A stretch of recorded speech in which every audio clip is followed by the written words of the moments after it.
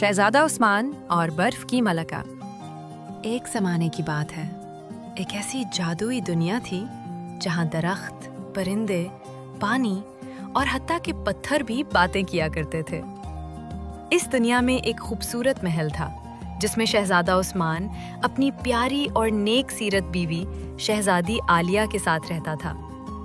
دونوں میاں بیوی ایک دوسرے سے بے حد محبت کرتے تھے۔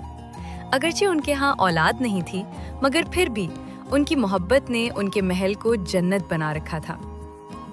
محل کے سامنے ایک حسین سا باغ تھا جہاں رنگ برنگے پھول کھلتے، تتلیاں اڑتی اور فضا خوشبوؤں سے مہک رہی ہوتی۔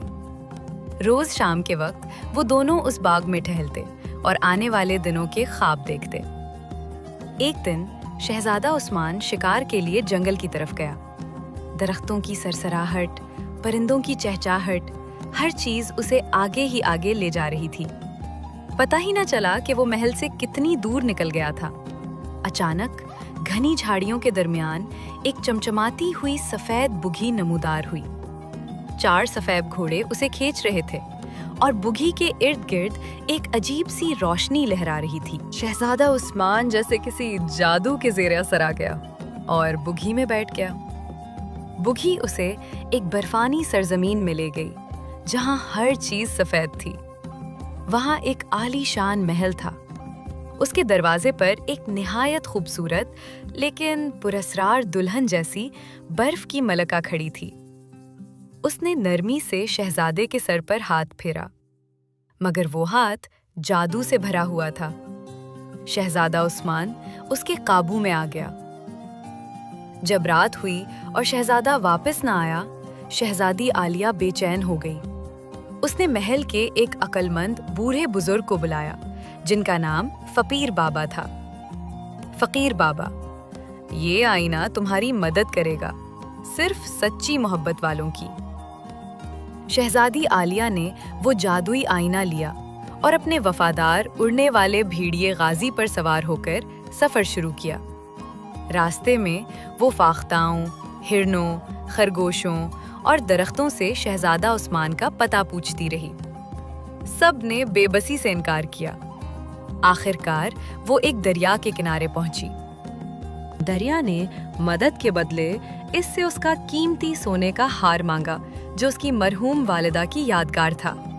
شہزادی عالیہ نے ہار دریا میں ڈال دیا اور اسی لمحے پانی میں سے ایک چمکدار کشتی نمودار ہوئی جو خود بخود بہتی جا رہی تھی۔ شہزادی اس میں بیٹھ گئی۔ دریا پار کرنے کے بعد وہ ایک باغ میں پہنچی جہاں پھول بہت خوبصورت تھے، مگر ان میں خوشبو نہ تھی۔ وہاں ایک بوڑھی عورت ملی جس کا نام آمنہ دادی تھا۔ آمنہ دادی، برف کی ملکہ ایک بدروح ہے جو محبت کرنے والوں کو جدا کر دیتی ہے اور پھولوں کی خوشبو چرا لیتی ہے۔ آمنہ دادی نے شہزادی عالیہ کی ثابت قدمی دیکھ کر اس کی مدد کی اور اسے ایک جادوئی تیز رفتار 12 سنگھا دیا جس کا نام ابرار تھا۔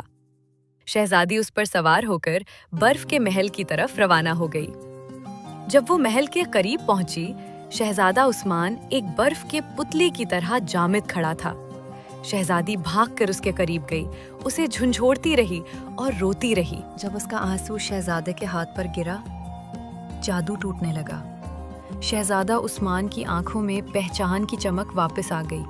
اسی وقت برف کی ملکہ سخت غصے میں آئی۔ عثمان اب میرا غلام ہے اور عالیہ کو بھی میں برف بنا دوں گی۔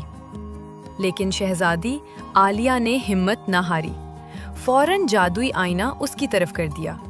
ملکہ کا سارا جادو پلٹ کر اسی پر پڑا اور وہ ایک پیاری سی ننھی بچی بن گئی۔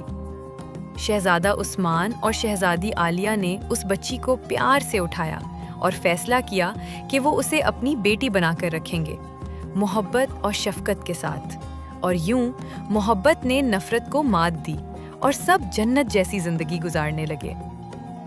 مزید ایسی دلچسپ اور مزیدار کہانیاں سننے کے لیے ابھی ہمارے چینل کو سبسکرائب کیجیے۔ تب تک کے لیے اللہ حافظ۔